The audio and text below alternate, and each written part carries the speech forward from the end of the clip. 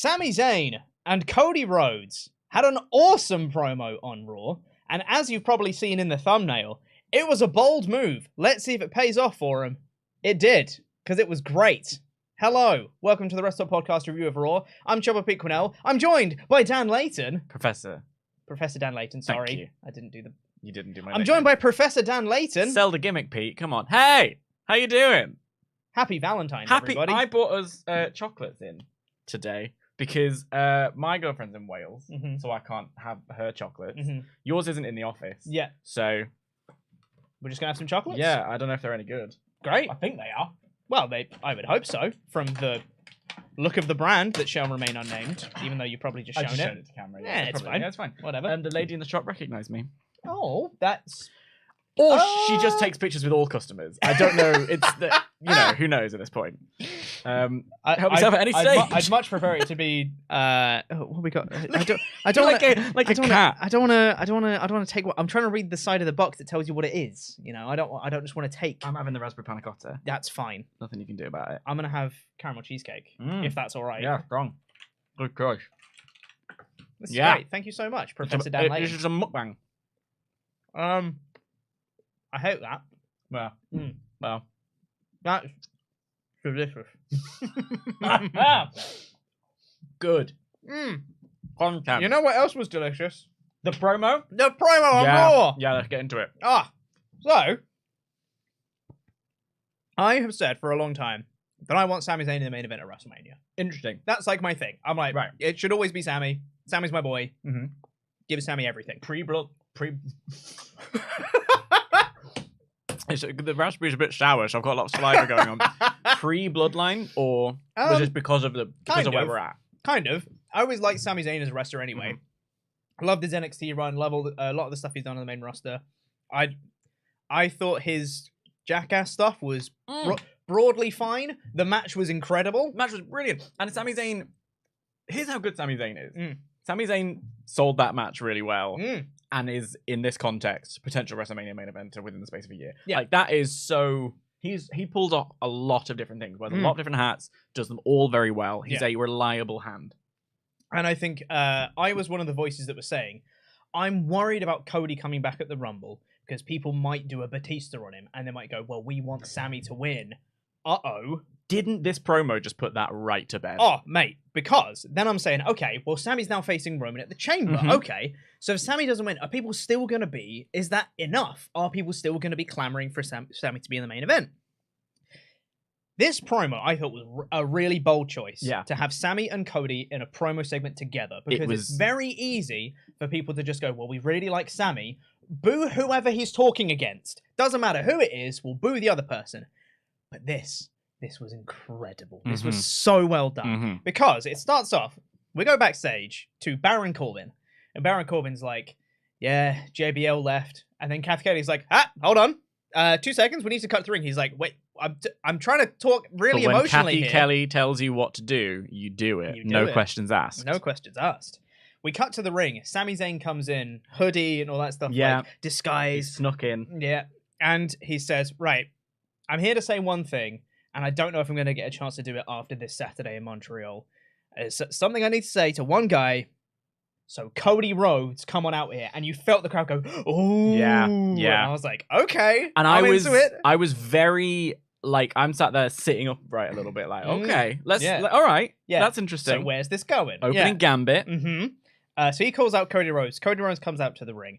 And after his music cut out and the two were just looking at each other, the crowd started going a little bit crazy. And I was like, this feels big time. This feels like a real, like, big crossover of big stars on their roster. They've done such a good job with Sami Zayn and with Cody Rhodes to make them both feel like really big deals whenever in the same ring together.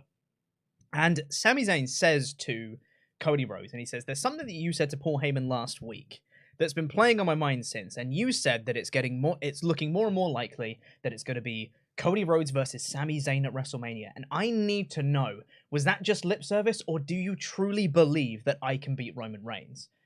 Cody Rhodes responds, just says like, look, I only have so much bandwidth. Most of it's taken up with Roman Reigns. I don't really have the time to be bullshitting you right now. Yeah. So pound of the job. I'm telling the truth. I think you can beat Roman Reigns. But really, why do you care what I think? It doesn't matter what I think.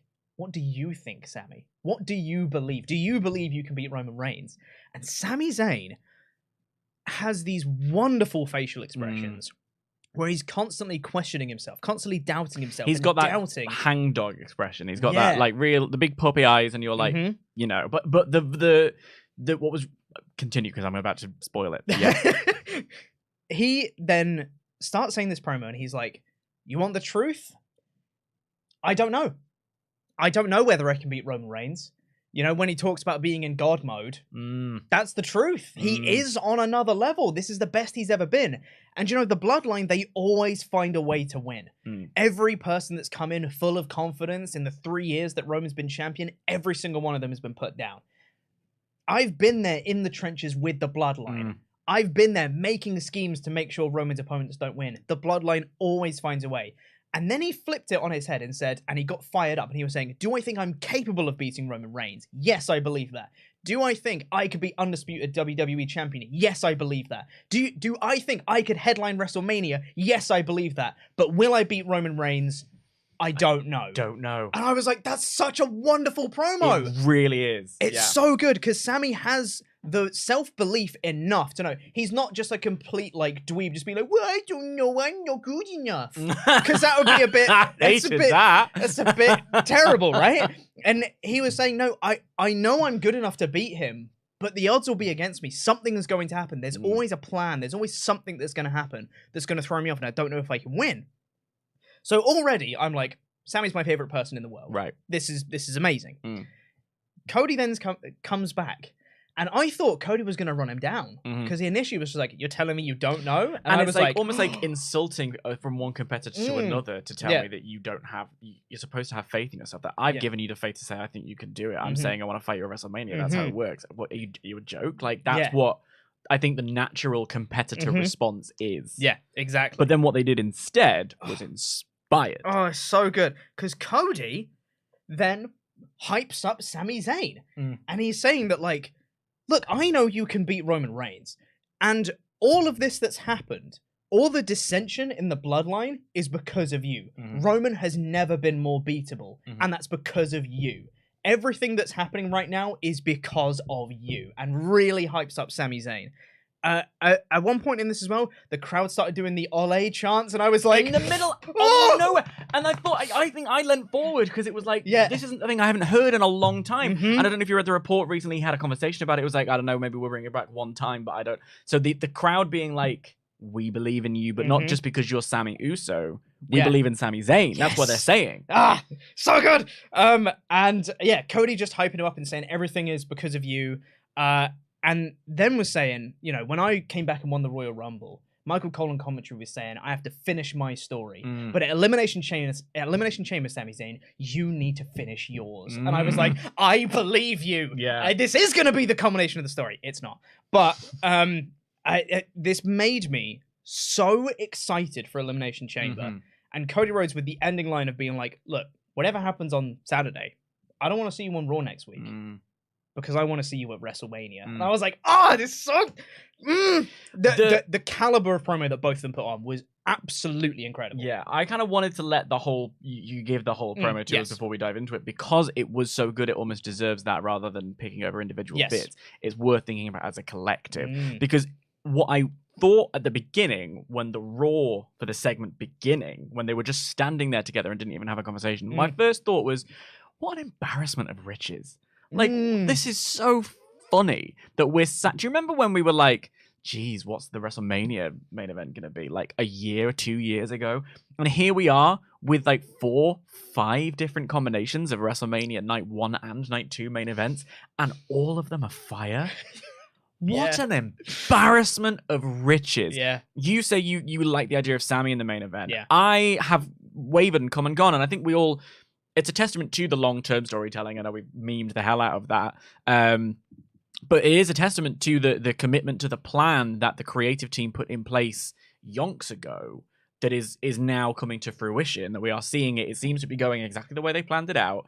When you plan, you fail to prepare to fail. They're planning it, it's going well. Yep. But also, they seem to be really smart in responding to audience appetite. Almost like well, we have a month between Elimination Chamber and WrestleMania. Yeah. What, hypothetically, would Cody versus Sami do to the audience? Like, let's explore that. Yeah. So they gave them a segment together, and a promo got a "This Is Awesome" chant. Yeah, it did. A promo. Yeah. I was like, excuse me. This Is Awesome is a chant that is overused. It's like, it's the opening match on AEW Rampage, and people are just so happy to be there. They're chanting, This Is Awesome. And like, even in a main event, when I hear This Is Awesome come out, in a main event of WrestleMania, I'm like, yeah, is it? Like, wait for it to actually get awesome first. Hold on. It's great right now. Let it get to the next bit. It could be anywhere on any show, and people will chant it, probably because fans are fans go into business for themselves. But this was a promo.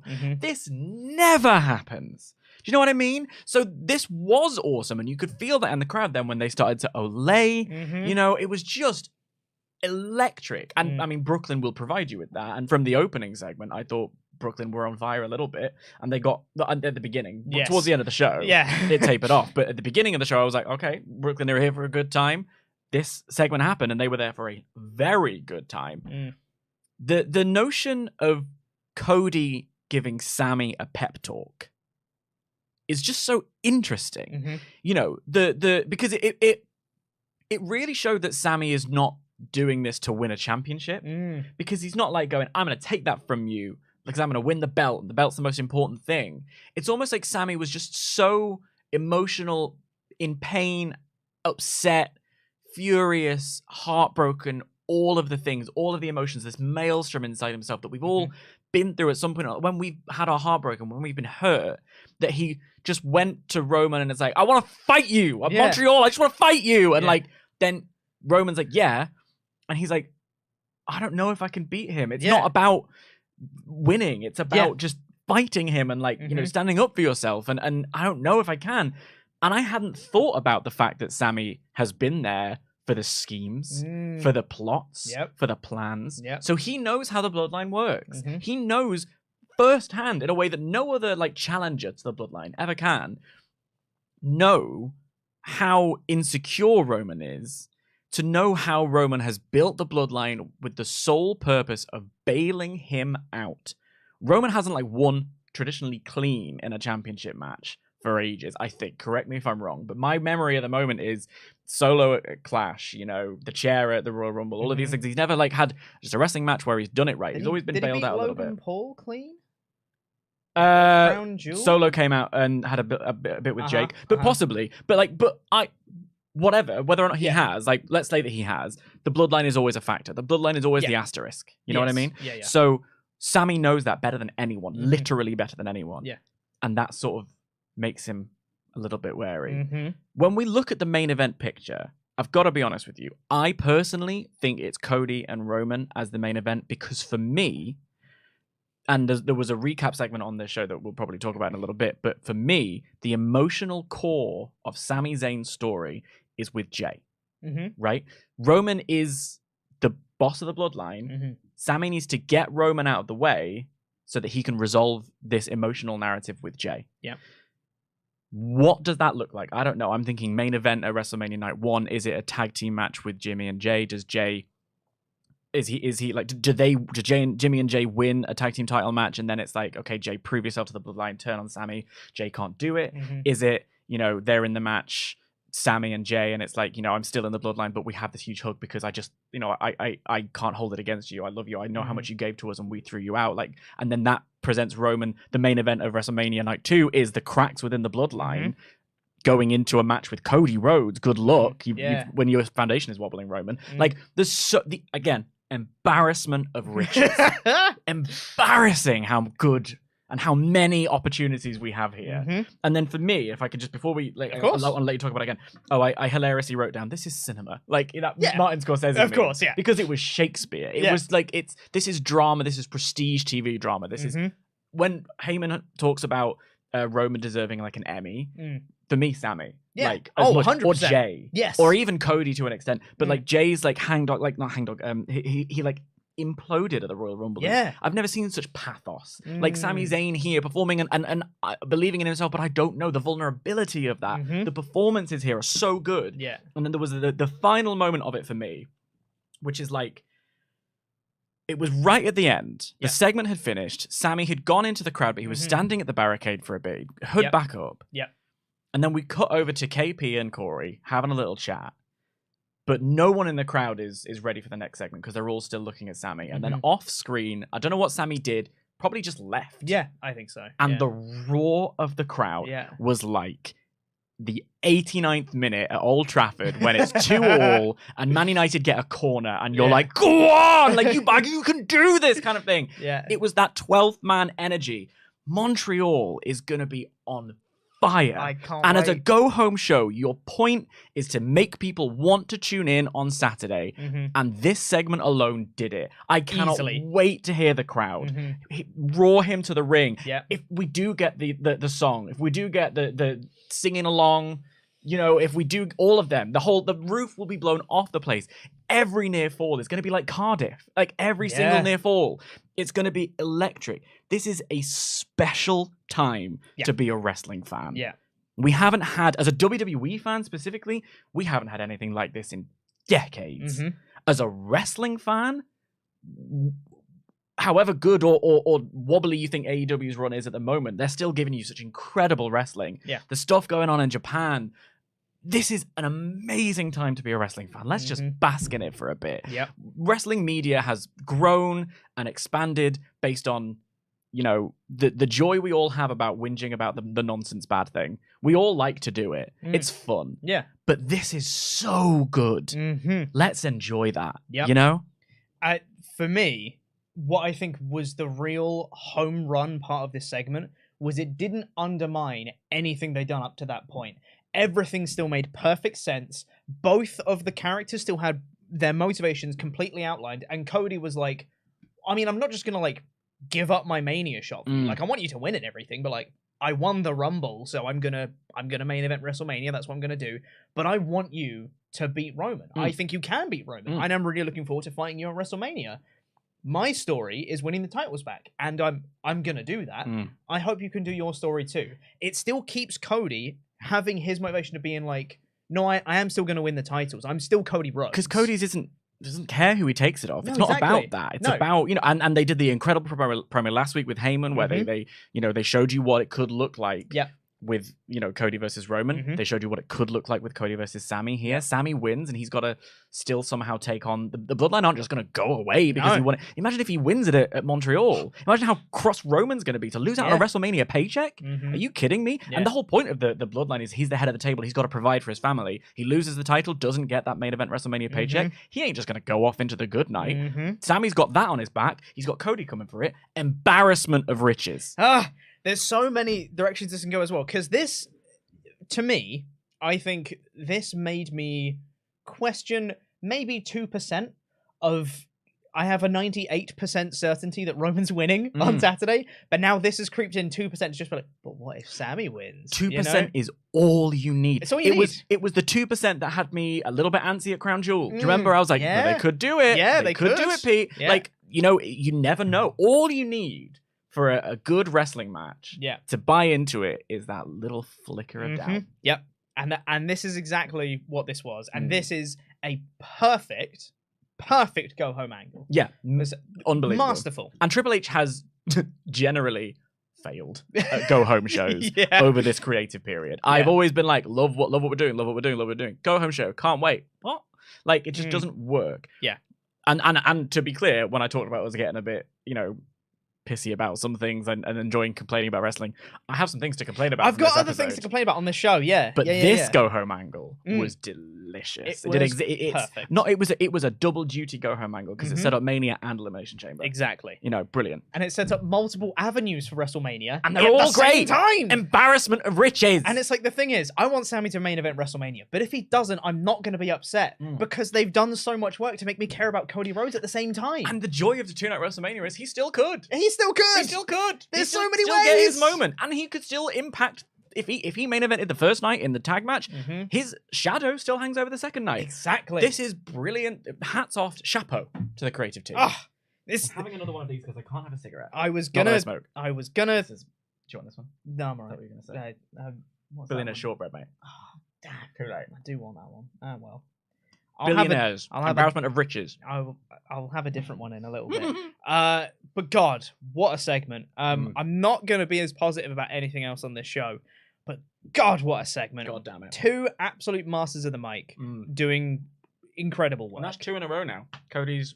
And like the fear we all had was that people would be so... Which is why when they put the men's rumble on first, it was like, okay, so Sami's not going to be in it because they don't want to go home. They don't close the show when everyone booing. Yep. That was our big fear. Nah, don't worry about it, mate. Don't worry about it. Shall we get into some UceyChats? See what you guys think. WrestleTalk.com/support. Send those in if you've got any thoughts and feelings about this show. I'm sure you have some. Send them in and we'll read out all the ones that are $5 and up by the time the show goes off the air. Ethan Henry said, a bit of Mania booking that just hit me, pre-Raw. What if the main event was an elimination triple threat? And this is the kicker. Reigns is first eliminated. Have Cody and Sami pin him together after 15 to 20 minutes and in a thrilling final 5 to 10 minutes. That's a really fun idea. But the crucial part there is that they pin him after a 15 to 20 minute match. Yes. Because you don't want a surprise Roman's gone early. That'll kill all the momentum. Even though we like the idea of seeing that. If you're building it up to can they vanquish Roman Reigns, they need to earn it. I like the idea.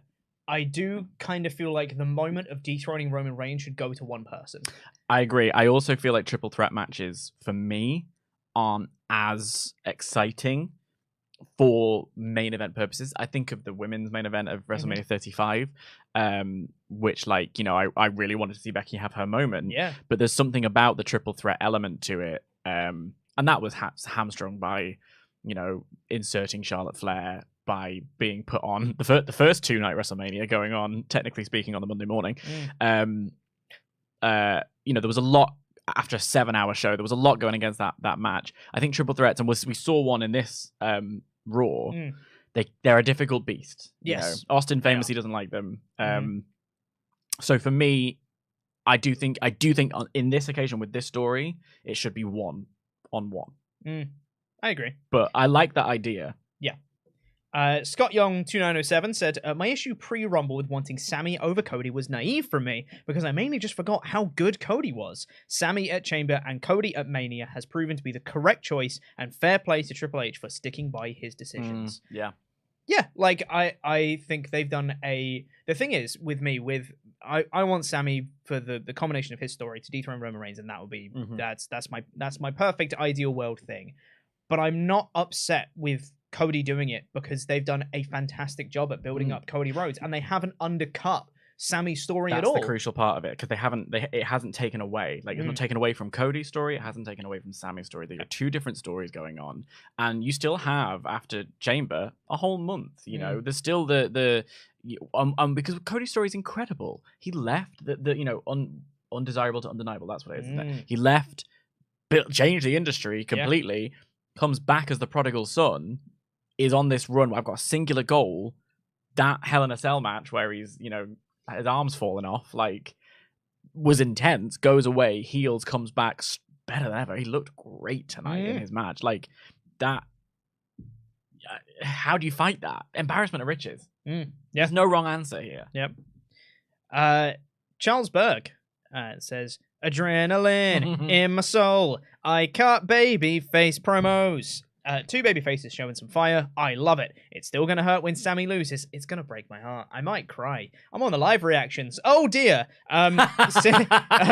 Since there's a dodgeball thumbnail, there is. This is a reminder to all. MJF's catchphrase is stolen from Dwight Goodman. It's White Goodman. I can't remember. I haven't seen dodgeball in years. WHITE. Great.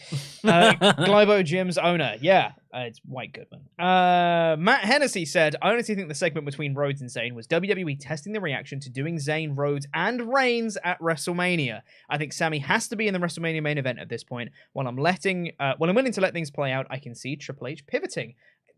Again, it's a possibility. They're all great, and I love the fact that it's getting us thinking. I think that I'm stuck on what is the emotional narrative, and I think it's Jay, and I think that's your Sami story at WrestleMania personally. But Matt continues to say, I can see one or two things happening at Elimination Chamber to get Zayn added to the WrestleMania main event. One, we get a dusty finish where Zayn pins Reigns, but his foot was under the bottom rope, leads to a reverse decision, or Sami wins by DQ. I think we're getting a triple threat at Mania. A dusty finish to add him to Cody Rhodes' main event. That's Triple H would love that. Like, it's not a bad idea. It's pretty great, I'll be honest. Jack Barton said, every appearance Sami Zayn has made since being kicked out of the Bloodline at the Rumble, he's showed up without his music playing. Do you think this is to set up his original music returning at Elimination Chamber and get that massive pop? I hope so. I don't have a tinfoil hat, but yes. Yeah, I just think, even if it's only that one time, because what Sami was talking about in that interview was like, maybe my character has evolved, maybe it's moved on. I then went and listened to it, and I was like, oh yeah, this is a bop, isn't it? It's such a but good it's more song. The crowd sing, and they love the crowd singing along to stuff, you know. That theme song plays, and the bit at the start when it comes in, and the entire Montreal crowd going, "Let's go!" Yeah. I will die inside a little bit. I will break and I will melt. And WWE is about moments. Yeah, it's about moments, people. Yeah. There's a missing username here. I'm so sorry. We'll find it. Cody Rhodes is such a Crockett type of wrestler. Old school, engaging promos that puts absolutely everyone over and progresses storylines. This made me just as excited to see a Zayn versus Cody main event as a Roman versus Cody one, if that's the direction they go. This was something that Cody was talking about, the brawl out situation, and his explanation was that he's a Crockett guy, and the Young Bucks are like the more new school kind of thing, and it's that perfect. That's why AEW was such an exciting prospect, and because it was that merging of both those styles. Yeah. That's exactly right. That's exactly who he is.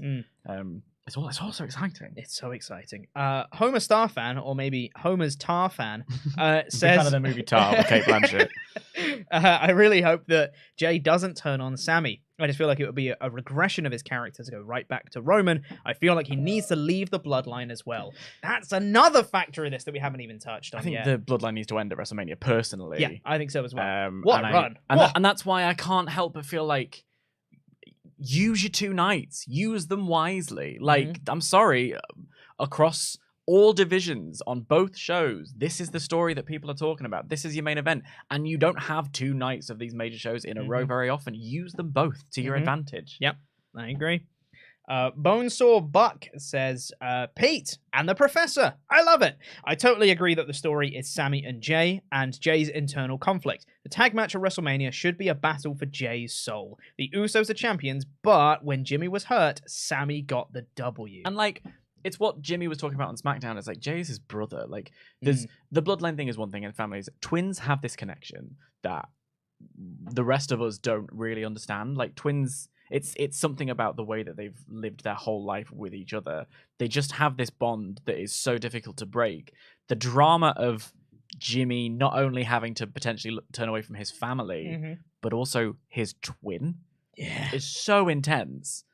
I don't know. I don't want that to just get shafted on the pre-show. Not that it would be the pre-show, but like somewhere in the middle of the card. Give that the space it deserves. I could see it being an opener, honestly. No. Mania Night 1 opener. No. The first thing that you see from WrestleMania.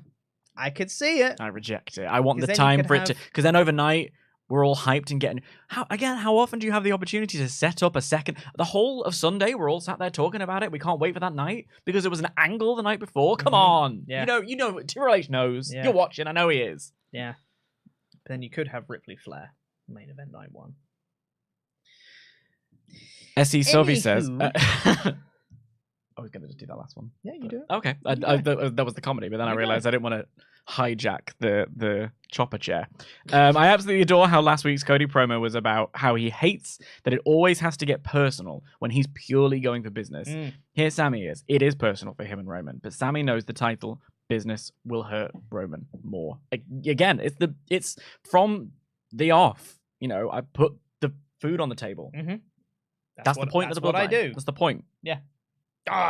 Sorry. We actually have a couple more I'm going to do before we get in. Because I just want to talk all about this and then we can move on to the other stuff. Oh my God, there's even more. Like, we're getting so many come through because people want to talk about it. People want to talk about it. It's the best thing going. Embarrassment of riches. CJ Lilly said, just a thought on the Sami thing. What if he costs Roman the championship at WrestleMania to Cody? That way he gets his revenge on Roman and Cody gets the championship and you can still do the tag titles in night 1 to start the cracks for night 2. I did think about that. I still think the person to dethrone Roman should do it clean. Clean, 100%. That moment should just be, this person is better than Roman. Because the fulfilling of the American dream should be clean. Like, it should be. I don't want it to be, when I do think about the drama of the bloodline crumbling, I don't want it to be a direct interference in the match. Someone coming to save Cody from being beaten down, that's different. But Roman being turned on, that's don't do that. Don't do that. I agree with that 100%. Jacob Mosher said, do you think Sami saying he's WrestleMania main event worthy in his promo was a meta thing to reply to the recent reports that Triple H doesn't see him as a WrestleMania headliner? No. I don't think so. Triple H put the belt on Sami in NXT. I think he cares about his guys a lot.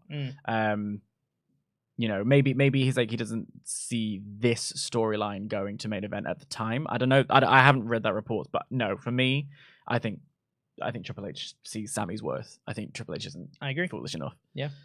Bacon Rasher said, hi lads, sorry to say this, but as Usos can go to Canada now, Jay ends up costing Sami, and that builds to the Mania tag match. Sorry, but that's what I think we'll get. Also, Dan and Chopper, does that mean Dan is LAW for life? Confirmed? I'm Cody. I operate outside of any factions. I'm just here to help Tempest fulfill destiny. Yeah. Missing username again. I'm so sorry. Hey guys, what about this scenario? Jay causes a DQ in Sami's favor at Elimination Chamber, then walks on Jimmy Mania Night 1 for Sami KO to... So he walks out on Jimmy at the main event of Night 1 in WrestleMania. Right. Yeah, okay, then walks on Jimmy, Mania Night 1 for Sami KO to win the titles. Roman then gets support from Solo on Night 2, but Jay and Sami distract Roman, allowing a Cody win. Cheers as always for the content. I agree with almost all of that, except Jay and Sami neutralize Solo. Again, once their storyline's finished, we're finished. I think that it's like, don't overcomplicate anything. Yeah. Personally, I mean, what was it? Heyman said on SmackDown, we have one more SmackDown before the Elimination Chamber, but he said, you're not wanted, now that they are cleared to go to Canada. Also, imagine being banned from Canada. Nicest country in the world. Canada. I wonder whether or not it's like, okay, do we go with the original plan or do we have Jay show up? I don't know. I don't know either. I'm so excited. I'm so interested. That moment as well, Jay enters the match, like Sami's going to win and Jay stands in his way and Sami's like, come on, man. And Jay's like, I don't want to do this, but I got to do this. Like, that moment of those two sharing a moment in the ring is going to be like, it's going to break my heart. But I keep thinking back to when we were talking about this months and months ago, and I was like, well, the obvious thing is that, it's got to be Jimmy that turns on Sami and things like this. I never saw this coming. Yeah, I never saw it being Sami encouraging Jay to leave. I never saw that. Well done. Yeah. Well done. This is great. William Banter says, I don't know if it's been said, but Sami's promo last night was said with a cadence and passion of a certain Hall of Famer who fans grew to love in a lot of the same ways. The facial expressions, the emotion, the whole thing, I felt like I was watching Mick Foley again. Yeah, that's a really good shout. 100%. I saw the comparisons to that on Twitter, actually. A few people were just like, reminds me of Mankind. I hadn't thought of that, but that's really good. Yeah. Vandalia 1998 said, if they do decide to do Sami versus Cody at Mania, they could always bring back Jay versus Roman for head of the table status, since Roman is weak because he lost the title. Another thing that I hadn't considered. Embarrassment of riches. I don't think it should be as over as the stipulation is. It's for the head of the table moniker. That would be cringe. That's bad. But Blood Feud. Oh yeah, just Jay versus feud. Roman? Yeah. Which is, again, full circle moment. Embrace Next said Sami should win at Elimination Chamber. Then Roman weasels his way into a rematch on SmackDown before Mania, and Roman with Solo help wins it back. Imagine the heat Roman would have going into Mania and how people will just want to see Roman lose. I think you risk people booing the booking rather than Roman. Don't cheapen the effect of taking it off Roman. You've done all this work for this long. Yeah. Don't throw it away. I agree wholeheartedly, and I think for now made it through. That's all your chat about that. We'll probably have some later. People love to talk, including me. Let's get into the play-by-play of the rest of Raw. Keep sending in your Ultra Chats, by the way, or shall we say the UceyChats, to WrestleTalk.com/support. I've been meaning to call them that for we've been trying to make it a thing, and I keep forgetting that it's supposed to be a thing. UceyChats. Well, this is the last month or so before.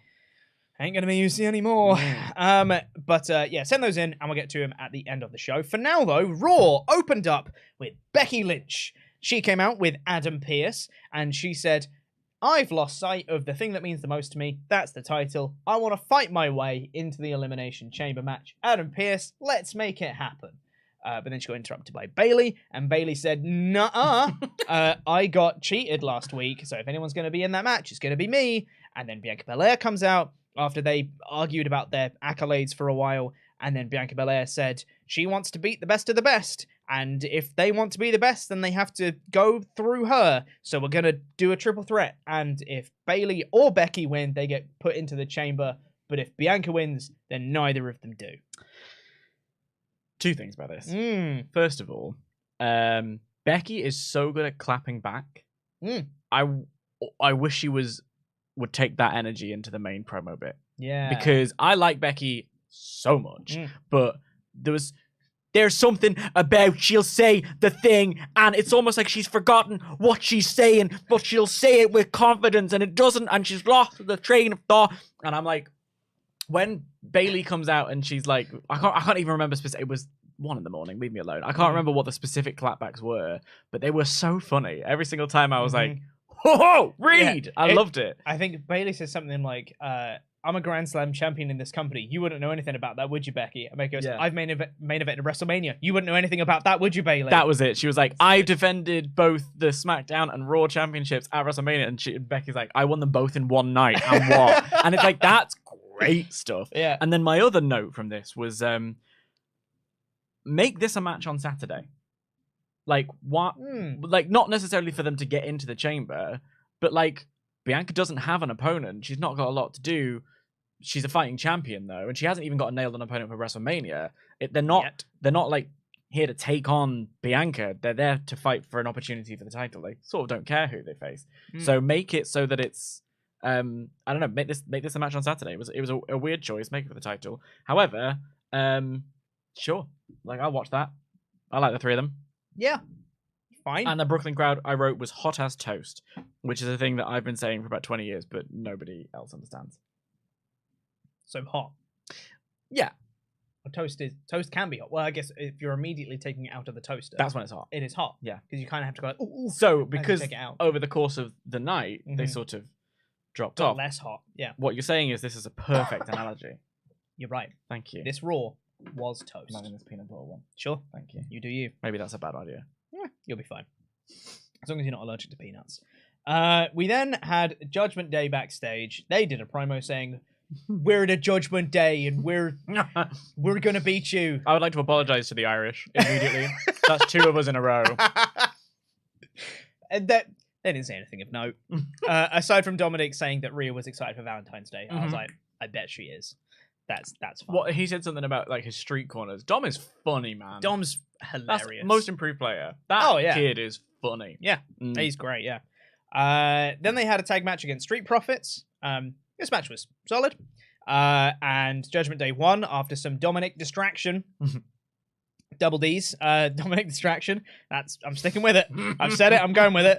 I've started, so I'll finish. And Montez Ford was kind of leaning over Anjo Dawkins after this match. And obviously Montez Ford is the one that's in the chamber this weekend, and Damian Priest attacked him afterwards because Priest is also in that match, which makes a lot of sense. Do you think they're going to be splitting Street Profits? I'm a big tag team wrestling fan, so I like a healthy tag team scene. I'll be honest. I think the Street Profits have done all they can do. I think if you want to split them, it is going to be unfortunate because I think there is a clear Michaels and a clear Jannetty. I think they both are incredibly talented and they both could do a lot, but I think at this point, maybe it's time for the end of the run, and maybe they can come out together at some point in the future. But I think the Street Profits are, and they won't be the only tag team potentially coming to an end. That's a tease for the rest of the show, isn't it? That's good. I like it. I watched it. For what was I going to say? For Street Profits, I would like it if they are going to split, if they split amicably. I don't think I want like an Angela Dawkins heel turn or anything like that. No. I don't think that would work. It's cliche. Yeah. Let's let them go their separate ways. And also, I wouldn't be opposed to them just be like, we'll just do single stuff for a bit, but like, We'll tag when we want to. I mean, I like what they did with the New Day. I like that Big E, they were split on different rosters, but they're still the New Day. And if they're both in the same town, they'll probably come out together. Like it's a very friendly situation. I think that's what I'd like to see for Street Profits personally. I'm not interested in watching them fight each other so that we can set one of them up as a single star. I think go for it. I think the Elimination Chamber is a great opportunity to showcase what you need to showcase. Yeah. And Montez Ford doing a frog smash from the top of the chamber pod. Yes, please. That one. After the match, as I said before, Damian Priest was attacking Montez Ford. Edge and Beth Phoenix came out to make the save. # grit couple. But then Rhea Ripley came out to protect Dom Dom and hit the Riptide on Beth Phoenix, and then they got away. I am going to do a Louis Walsh impression now. Because, well, except I won't make it Irish because I think 3 would be too much. 3 is too many. 3's a crowd. But Rhea looks like a star. She talks like a star. She moves like a star. Yep. She will be in the final. She's so good. It's a yes from me. It's a yes from me. Yeah. She's great. Yeah. Brock Lesnar and Bobby Lashley had their contract signing segment next. Carry on. Okay. Brock Lesnar came out and was saying, well, I've already signed the contract. Yeah. Let's do this. Bobby Lashley then came out with his own security. Yeah. Came out with his own contract signing table. Okay, you missed the bit where I was... So, no, you go ahead. Adam Pearce is in the ring as well. Giving a whole rundown. Yes, I forgot. I did write this down. Yeah. Gets to the end of his speech and it's like, well, we're about to out... Please, if Bobby Lashley could come out. But before he had a chance to say that, Brock goes, Adam, could you hurry up? And then gave another speech and then said, Bobby, get out here. And it was like, well, let him. He was about to do it, Brock. This was right about to do this. But anyway. Oh, also, Brock chucking a chair out of the ring after getting told off for chucking a thing into the ring. I was like, he's spicy. Brock cares. No, doesn't care. Lashley is definitively the heel here. Oh, and he leaned into it. And leaned into it so hard. Tasty. Yeah. I'm much... Because Bobby Lashley's hard to root for as a good guy, personally. Yeah. I don't know. There's something about him... I like the swag Bobby Lashley. When he's a good guy, he's just a big good guy who does this. And not always on beat. And that for me is the biggest heel move. Yeah, that's true. But he had his own personal security here. He had his own contract signing table, was sitting on the ramp, put his feet up on the table, all that stuff. And he was like, gonna do things on my own terms. I've had the contract looked at by my legal team, my representative. I've shown my contract to my children. You know, everyone's looked at this. And then Lesnar's like, okay, so sign it. And Lashley's like, you know, I don't know if I'm gonna. I just don't really feel like it right now. And then Lesnar said, if you don't sign the contract, I'm going to beat your ass right now. And Lashley said, I don't think you have the balls. Lesnar was like, all right. So then he got out the ring, started beating up the security, went to charge at Lashley, but Lashley just beat him up. Yeah. Just literally just threw him over his head, speared him, and was like, all right. And now he's signed the contract. And there you go. Job done. Really simple. I mean, this match is big beefy men slapping meat. Like it's very simple. It's there because we like to watch, you know, a bash every now and again. So don't complicate it. You know, that's all it was. They had a little fight, job done, simple segment. Chekhov's table, though. If you bring out a table, I want to see someone go through it. Like you can't just bring out an extra table and leave it. That's rubbish. I thought he was going to do the back body drop. Through the table. Maybe he was supposed to. Maybe. And he was just a bit too misjudged far away. it. Yeah, maybe. I thought this was fine. We then had Piper Niven versus Michin. And my first note for this was, it's a shame that Michin gets absolutely no reaction. It's a heatless match. Yeah, I love her. I think she's got a great look. I think she's really good in the ring. Yep. I think she was kind of brought in the middle of a feud that we were like, and then they didn't really know what they were doing with it. Yep. And then it's just a heatless match. Yeah, heatless match. It was a heatless match, which is a shame because they're both really good. I like Piper Niven a lot. Yeah, I like that they're, you know. I was thinking that maybe Piper needs a few jobbers to set her up as this threat, and then Michin comes in. Building stars is hard, man. Yeah, it's hard. Yeah. But Piper Niven got the win fairly decisively and fairly quickly here. Yeah. She won with the Black Hole Slam, and Corey Graves in commentary said, it's like being slammed into the abyss. Ha ha ha ha ha! I got that reference, Corey, because there's abysses. Yeah. Finisher. Anyway, we then had the whole segment that we've already spoken about with Sami and Cody. Yeah. After being intro to Baron Corbin.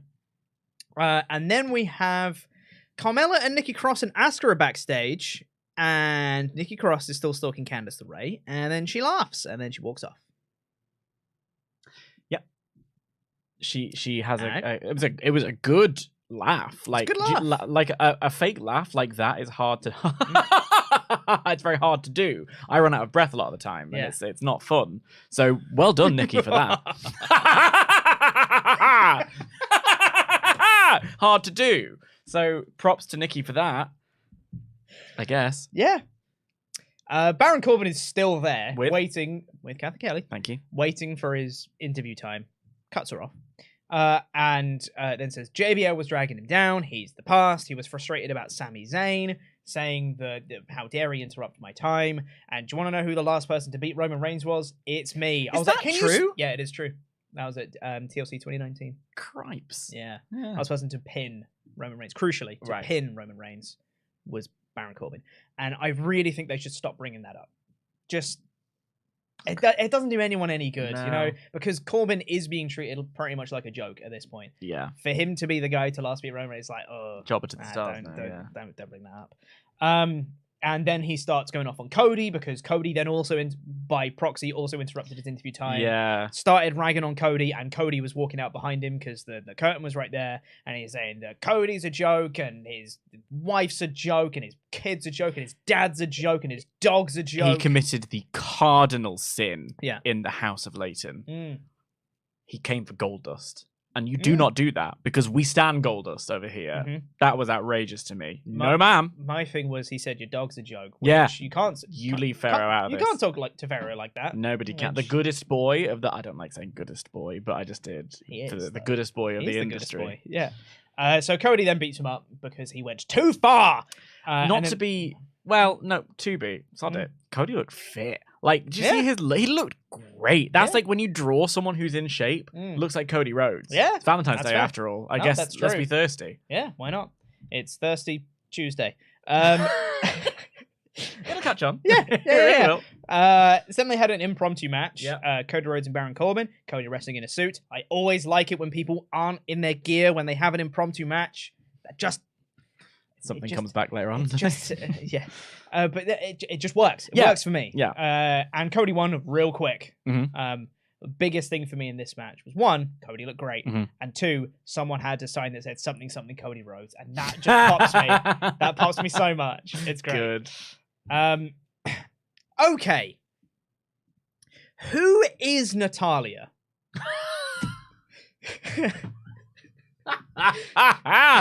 Judging on this, I mean, like the tinfoil hat she's wearing, a conspiracy theorist? I don't know. Because to me, she looked like that episode of The Simpsons where Lisa Simpson's trying to be cool. Yeah. And she's wearing those glasses and stuff like that, and the hat.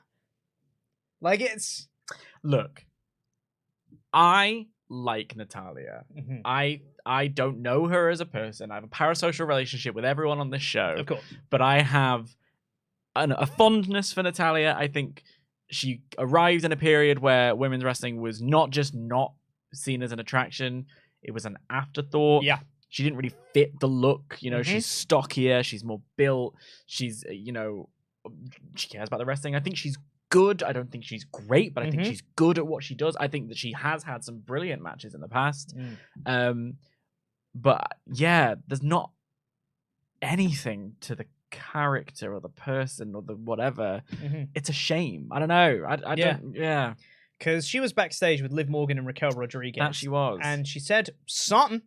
And Liv Morgan also said something. And then Raquel said, it doesn't matter. And then they had a 6-woman tag match, Raw versus SmackDown. But it's not Survivor Series. That's the one night of the year where Raw and SmackDown go head-to-head in direct competition. The only night of the year. God, can't believe you guys would go back on that very true stipulation that you never break. I wrote about this match. It certainly happened. Yeah. Of all of the matches on this show, it was one of them. Yeah, absolutely took place. Yeah. The crowd was there. Dead for this one. The crowd were there. Yep. And I'll be honest as well, there wasn't that much for them to get into in this match either. They weren't given a lot in this one. A lot of it was just schmoz and a bit whatever. And then like Carmella comes in and wanted to fight Natalya, and then Natalya like immediately put her in a sharpshooter, and I was like, the pacing of this match is all over the shop. Way over, yeah. And then Asuka turned on her teammates before the finish of the match, and then she beat up everyone and then tapped out Liv Morgan because she can. Yep. That was all right. Yep. I mean, Liv was selling. Oh for God, that. she was And screaming. It looked painful. Yeah, I'll be honest. I've just spotted in the chat. Someone's like, the question is, why is Natalia? The answer is Canada, and it's like, yeah, always Canada. They're in Montreal, so they gotta have the Bret Hart music play as someone comes down to the ring. That's the guitar. That scared me. I didn't know what that. Sorry, it was the wrong pitch as well, and it was like, so. All I'm saying is never do that again. No promises. Okay. But like, Asuka is the only person I look at this lineup of this chamber. Mm-hmm. It's Asuka, isn't it? Like, yeah, it kind of has to be. And if it isn't, I'll be quite mad. And I want Asuka to rip people apart. Like, I don't want her to just do. I wanted her to take out every single person in that ring and essentially try and tear a limb off each of them or knock them out with a kick. And a German suplex looks good. It doesn't really do that, even if you're doing it on your own teammate. Mm-hmm. I don't know. Yeah. Weird build. Yeah. But like, fine. Whatever. Maximum Male Models are trying to recruit Otis. And I'm here for it. I've missed babyface Otis so much. He's so funny. Yeah. And that's the thing. I actually I like Maximum Male Models. I think it's funny. I just think the idea of someone being called Marseille is hilarious. Yeah. I think in particular Marseille's eyewear is quite great. I think they've given them, they're different to anyone else on the roster. They don't need to be champs or anything like that. I just like them being there. So the idea of them going on this recruitment drive and bringing in not the objectively like fit, because Gable's arms look great in this. Like, he's healthy. He's got that kind of, Hollister-looking jaw. They went for Otis. Yeah. Who was eating his little, Brooklyn hot dog. Yeah. Which honestly looked like just a bun with mustard in it. And, sure did. Good for you, Otis. But, like, that's funny to me. Otis. I'm all about it. Yeah. And he was like, oh. Hilarious. As they mentioned it. That's all he needs to do. Yeah. They literally just go like, we're not talking to you, Chad Gable, because Chad Gable mistakenly thought they were talking to him because he's the model of the group. And then when they say, we're talking to Otis, and he just went like, oh. And I was like, hilarious. So funny. He's funny, man. He's so good. Afterwards, we then had Bronson Reed versus Mustafa Ali. Yeah. I don't know what was happening with the production on this show. Mustafa Ali's music was so loud that they did like an in-screen promo during his entrance, and I couldn't hear it because his music was too loud. That happened a few times over the course of the night. I've noticed they turn up the crowd microphones when they start chanting something, but they always go a little bit too far on the slider. It's a very odd thing. Very strange. Bronson Reed won quickly. Yeah, there was for Ali, but there was a bump in this match, the bump over the barricade, where like Reed threw Ali into a chair. Like one of the desk chairs, and it looked painful. It looked unpleasant.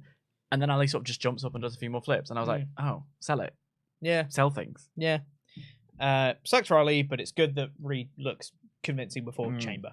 Edge and Beth Phoenix do a promo. They say they're gonna win. They say they're the grit couple. They're the grit couple. I hate it. Grit couple. Do you want to know what else I hate, Dan? If you're about to say what I think you're about to say, I'm gonna be really cross at you. So it was MizTV next. And Seth Rollins came out and he had these big red boots on. The meme big red. I know what they are. The big boots, all right? They genuinely look awful. I hate them. I want a pair so bad. I literally wrote, I hate them. I'm fully obsessed with those boots and I want a pair. And I did the research and they're $350 and I would pay it. But like, I don't have it. The joke is that they look shit though, right? They look incredible. They look so bad, Dan. Yeah, obviously. Okay, so that's what makes them great. Okay. They're obscene. But at least we are on the same page. They look terrible, objectively speaking. But obviously, okay. But that's why they're so great. Like they look amazing for that purpose. And I want a pair, and I would wear them everywhere. Like I wouldn't even just like I'd wear them. I like big boots. I like big glasses. You like big boots, and you cannot lie. I love the boots. I don't know what to tell you. But then, I was already like, okay, that's silly. But it's Seth Rollins, whatever, right? Then Miz has the audacity to sit down and say, what are those? And I'm like, Miz, I was outdated when they did it in Black Panther in 2018. It was. This is 5 years later. It was. Just before I tell you this bit, I forgot about this one. Before the MizTV segment started, they replayed the Austin as Gladiator thing. Yeah. Can I talk about how brazenly lazy it is to promote this year's WrestleMania with 18-year-old vignettes? Fair play. Like, just sure thing. But on what are those? In Harry Potter. In the first Harry Potter movie, he's being taught how to play Quidditch. Yeah. And he's like, "Are you with me so far?" And Harry goes, "I think so. What are those?" Every single time I watch it, I pop so hard. What are those will always get me. And I'll tell you, they are fabulous boots. They're not, though. They're awful. I quite like this promo. Miz said, look, you talk about Logan Paul on radio shows, you talk about him on social media. Why are you not talking about him inside a WWE ring? What's going on here? And Seth was like, look, it's because Logan Paul doesn't deserve to be mentioned in a WWE ring. I love wrestling. The fans love wrestling. This is what we all love and enjoy. But Logan Paul doesn't care about this. Logan Paul cares about money. And I'm like, probably true. And said, yeah, Logan Paul's name doesn't deserve to be mentioned in this ring. And I'm like, cool. That sets up Seth's motivation. It's nice. And it's going to be a match at Mania, probably. Yeah. It'll have some high spots in it. I'll probably really enjoy myself. Yeah. Do you know, my only problem with this, and this is, I will take the criticism of nitpicking here. This is a bit nitpicky. Yeah. Seth's character is Sethy Drip Drip, and he's got his lovely boots and his lovely eyewear and all of the things, and he laughs at nonsense, and he's a little bit unhinged, right? A little bit. And then this promo was very straight-laced. Yes. It was very intense. It was very aggy. And I just felt like it was a bit incongruous. It was a bit, it just wasn't quite the right match for me. I don't really think that matters too much, but it was an odd thing that just felt odd in the moment. Yeah. But I will enjoy the match. I will, against my better judgment, because I have enjoyed every Logan Paul entry into the wrestling canon, which if you'd have told me that in 2016, I'd have probably... I don't know what I would have done. I started that sentence and I didn't have an end. Yep. Theory came out, and you know what? Seth hit a stomp on Miz in the boots, and I laughed. That's a funny spot. They're great boots. That's a funny spot. I'm gonna come into the office next week wearing a pair of those boots. Theory stood tall. Fine. 2 Elimination Chamber matches that I just don't care about.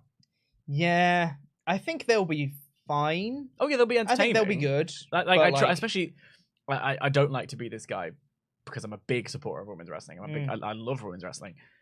The men's one is the one I'm there to watch because I feel like the women's one is which women don't have a storyline and who is Canadian. Yes. And at least in the men's one, which men don't have a storyline, and we'll chuck a belt in there as well. At least we've got some high spots, like, you know. They've got an interesting group of characters in the men's one, and also some people that you wouldn't expect, like Montez Ford, you wouldn't expect to be in that position. So there's an interesting element to that as well. We then have Rick Boogs and Elias backstage. Hurt Business were in the background at the same time as well.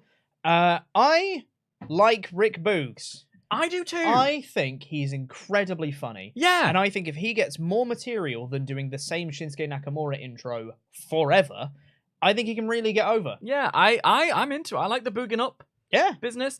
I wrote here, I want to be cynical and interested, but I enjoy his shtick. Yeah. And when he's doing the curls on Miz, I popped. Yeah. I was at this point, it was coming to the end of the show, I was sort of putting my things together before I had to go out. And I stopped what I was doing to watch it because I was like, you can't lift that 200-pound man 10 times, surely. He can. And then he did. Yeah. And I was like, that's cool. Yeah. I like you. Yeah. Because I think he has the perfect appeal of nonsense, like over-the-top charismatic comedy that a casual fan will pop for, and the big strength spots that a casual crowd will pop for. It's a thing where you just go, ha, cool. I think he has a very good chance of getting over. Yeah. He beat Miz. Miz was scheduled to have a match, but he was like, hey, I just got attacked, I'm not having this match. And they were like, yes, you are. Ring the bell. And then he got beaten up. You're wearing your gear, you might as well. Yeah, exactly. Chelsea Green was backstage. She's being a Karen, and she's annoyingly good at this character. She's really good at this character. Again, I think it's entertaining. I think it's simple. I think I like the idea of it. And building, like we said earlier on, building stars is hard. You can't just have them go into the ring and have a match. They need to have heat. You have to have an interest where you go, all right, I want to see what you're going to do. And this is a great way to give Chelsea Green that tiny bit of momentum before, taking off. Before something. Yeah. Judgment Day did yet another backstage promo where they are still Judgment Day and they're still going to win. They did 2 promos where the point of the promos was, we are the Judgment Day. We're Judgment Day, aren't we? We come from down your way and we can play. Yeah, exactly. Then we have the main event of Bianca Belair versus Becky Lynch versus Bayley. I thought this match was a well-booked triple threat in that it very rarely felt like a singles match with one person on the outside. Yeah. It always felt like the three of them were mixing up for a lot of the match, which is really good. I agree. A couple of questionable spots. Okay. Where Bayley put Bianca Belair on top of Becky Lynch and then went up to the top rope. It's like, Bianca is now... I'll give you that pin. She's pinning her right now. The count referee. Yeah. That's weird. The rest of the women all piled out from the locker room at the same time and then beat up Io Sky, Dakota Kai, Bayley, Becky, and each other all in one big schmoz. And I was like, who's who at this point? Who's doing what? I don't know what anyone's motivation is. Also, what do these women have to do with damage control? I don't know. It's like, I guess they wanted Bianca to win because they didn't want any other people in the chamber, I suppose. Oh, I suppose. Motivation. Yeah, that's true. But they were like, we've already got it set to get no more of you. Yeah. But then again, why are they going for... But then they beat each other up. It was just a bit of a mess.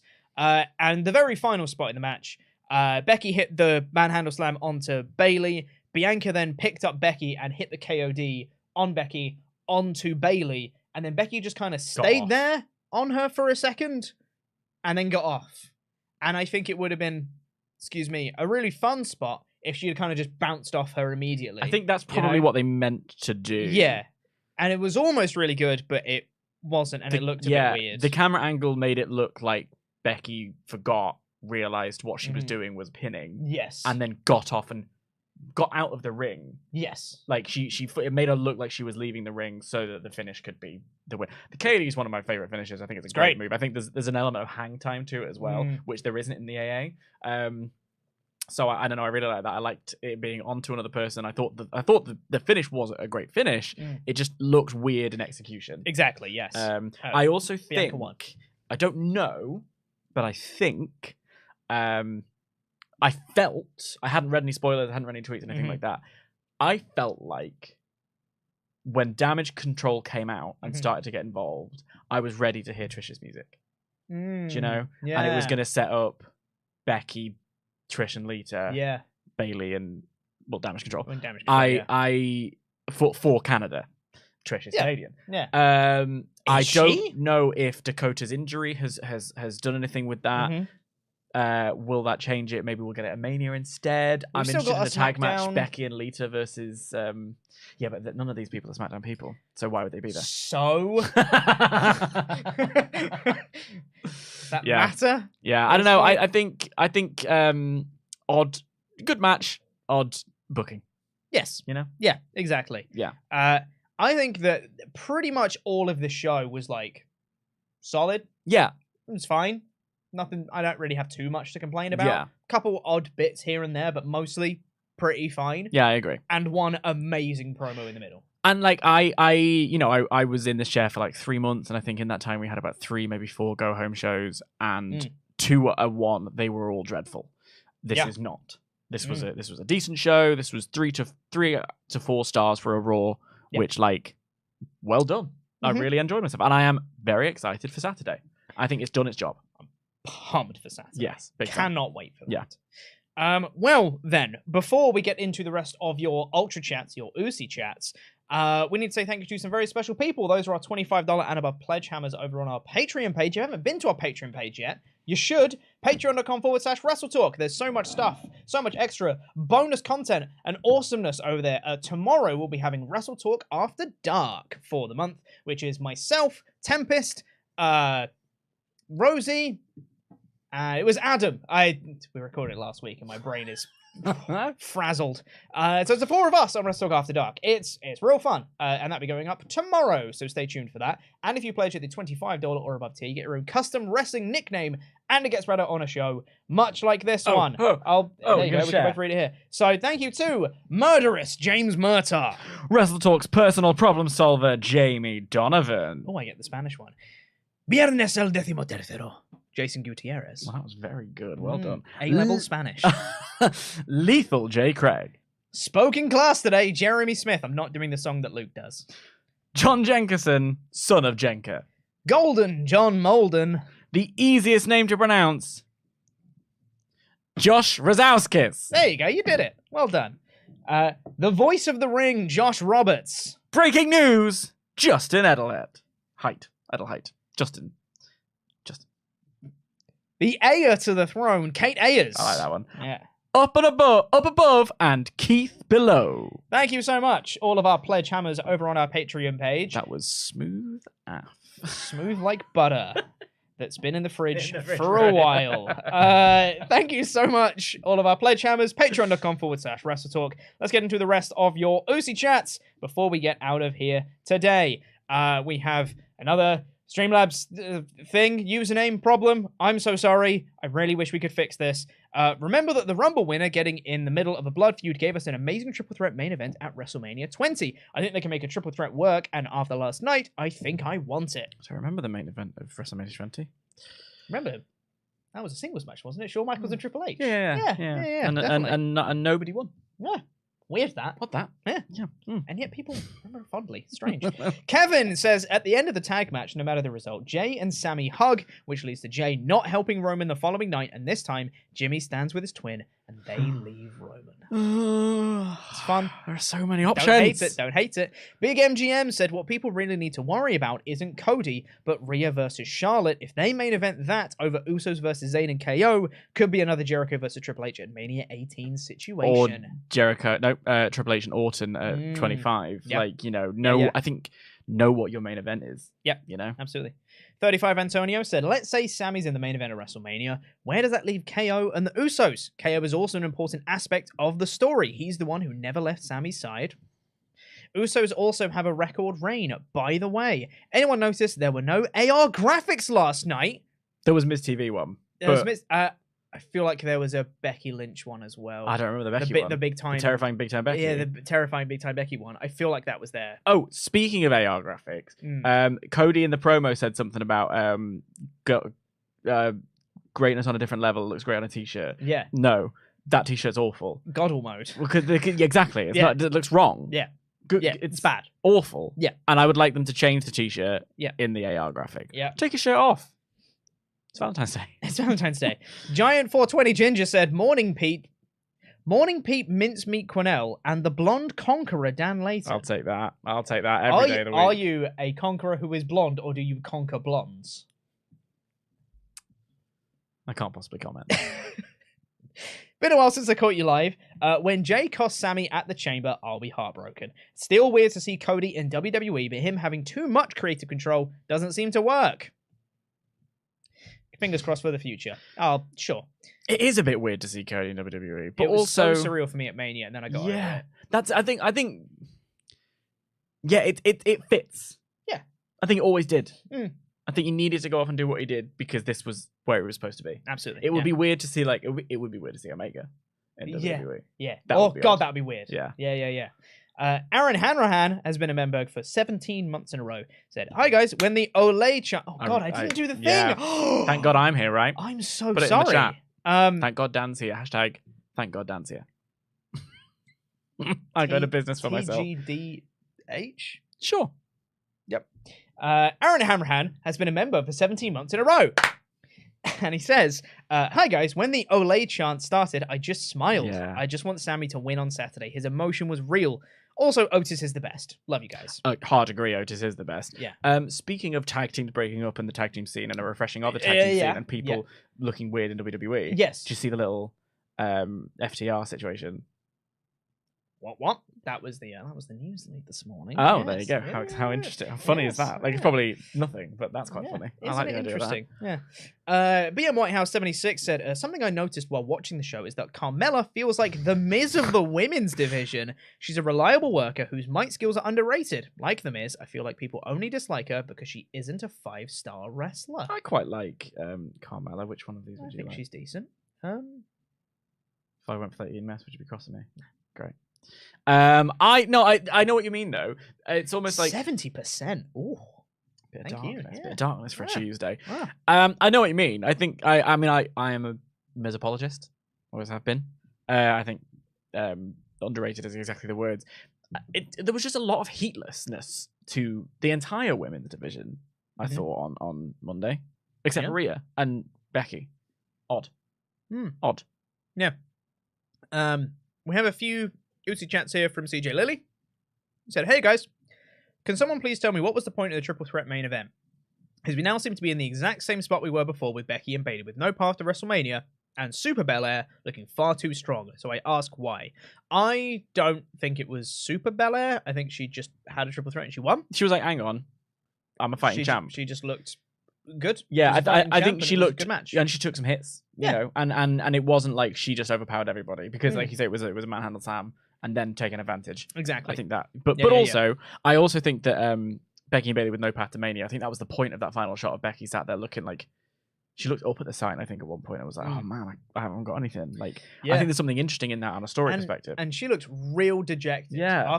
After Becky lost, she was sitting on the outside of the ring, being like, oh my god. But not everyone. What do I do now? Not everyone can be on the card, and there's something in missing out that is interesting. It makes it feel big time. Big time. Big time. Big time Becky Lynch. There's a few other comments from CJ Lilly here about Alexa Bliss, which I don't think are super relevant to this show, so I'll just leave that one. But he does also say, Happy Valentine's Day. Dan, have you sent Kathy a message yet? No, I'm waiting for her to message me. Which she inevitably will. Of course she will. Because why wouldn't you? Yep. She's not a blonde, I can't conquer. She can conquer me. I didn't mean... I'm sorry. It's Valentine's Day. Mary Painsword Dan said, hello, Pete. Hello, other Dan. I hope you're doing well. It's me, German Dan. I thought this episode of Raw was quite good. However, many women need character development. Crowd was super silent. Also, where was Dexter Loomis? A crime. Yeah. Where he should be. Not on the show. Well, I mean, we can only have one crazy person on the show, and this was taken by Nikki's laugh. Dan continues to say, it's me, Mayor Dan, in with a second chat. I have to say, Maximum Male Models and Otis is going to be awesome TV. It will be so funny and has huge potential to be a good regular act. Also, I have slim hopes for Corbin's direction as a sad lone wolf myself. Happy Valentine's Day! Yeah, like... Thanks, Dan. Corbin's going nowhere, isn't he? That's fine. I know. I just feel bad for the person. Yeah. You know? Like, it sucks for him, but also you need those guys that are lower down the card to help elevate the other guys. And I think he's very good at that. Yeah. That's fine. The Tyler Robinson has been a member for 16 months in a row. But before you do that, he's been a member for 16 months in a row. And he says, give me a really loud slap. I assume clap. Yeah. Not slap. I ain't slapping you. I have to be paid well for that. Exactly. Yeah. So we'll do it in three. I'll count down and then we'll do it together. Do a really loud clap. Let's do it. Ready? So we'll go 3, 2, 1, and then we go. 3, 2, 1, and then go. 3, 2, 1, and then go. Not 3, 2, 1. No. Not 3, 2, go. 3, 2, 1, and then you go. And then go. Right. Yeah. Not 3, 2, 1, go. Clap. No. 3, 2, 1, and then we clap. Right. Ready? So 3, 2, 1, clap. Yeah. All right. 3, 2, 1. That was not even that loud. Try again. 3, 2, 1. That was better. That's better. There we go. And thank you to Russell Sanderson for the Ultra Chat, whose name didn't appear, and also Phil Lawrence for the Ultra Chat, whose name didn't appear. I'm just going to refresh this. We have poll results from the chat. What do you think of this episode of Raw? 71% gave it a thumbs up, 26% said it was mid, and 2% gave it a thumbs down. Yeah, I think that's a pretty accurate. Good. Yeah. That's nearly 3/4 in positive. I think it was good. Good to mid. Yeah. To me, like a high mid, low good. If this is mid and this is good, it was there. It was there. Yeah. Very that. I'm with you on that one. I think this was broadly fine, with some great stuff peppered in there. I think that is going to do it for this episode of the WrestleTalk Podcast. Thank you so much for watching. Really do appreciate it. If you haven't, and it's your first time here, please like the video. Subscribe for more content. We do these live stream reviews every single week. We'll also be reviewing Dynamite on Thursday. We've got news stuff coming soon. Ooh, interesting. Goodness me. So yeah, stay tuned for that. It's going to be great. I already said subscribe. Subscribe. Like the video. I've been Chopper Pete Quinnell. I've been joined by the Professor Dan Layton. Thank you so much. I love you. And we'll be back soon. Jam that jam. Goodbye. Goodbye. Bye, Jam.